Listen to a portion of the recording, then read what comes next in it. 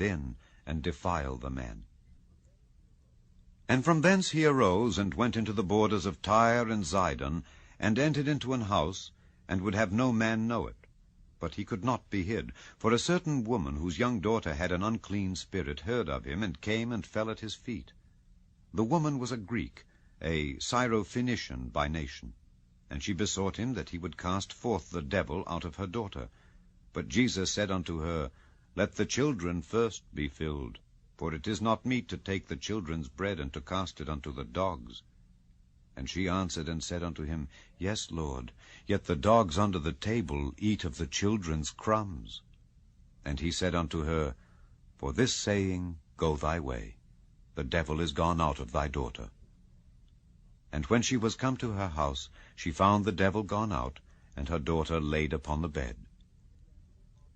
And again, departing from the coasts of Tyre and Zidon, he came unto the sea of Galilee, through the midst of the coasts of Decapolis.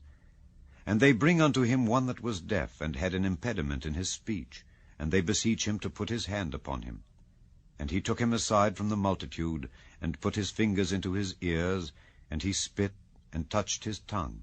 And looking up to heaven, he sighed, and saith unto him, Ephphatha, that is, be opened.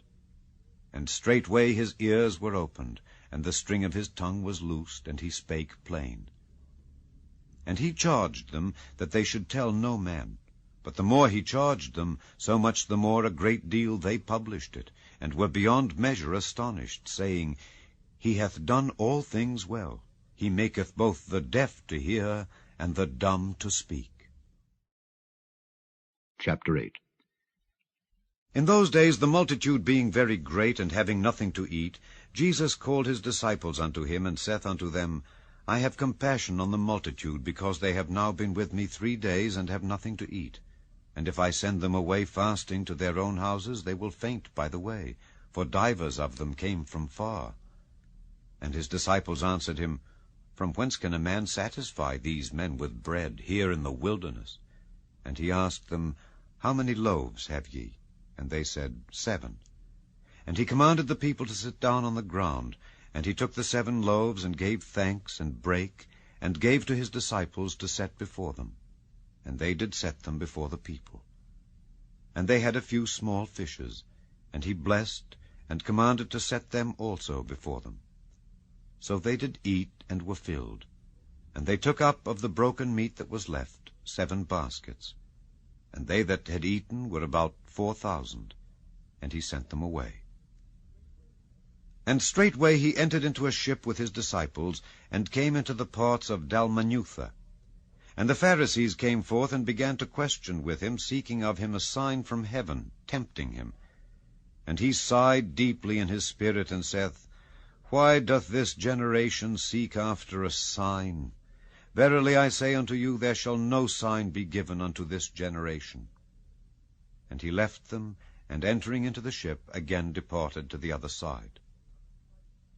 Now the disciples had forgotten to take bread, neither had they in the ship with them more than 1 loaf. And he charged them, saying, Take heed, beware of the leaven of the Pharisees, and of the leaven of Herod. And they reasoned among themselves, saying, It is because we have no bread.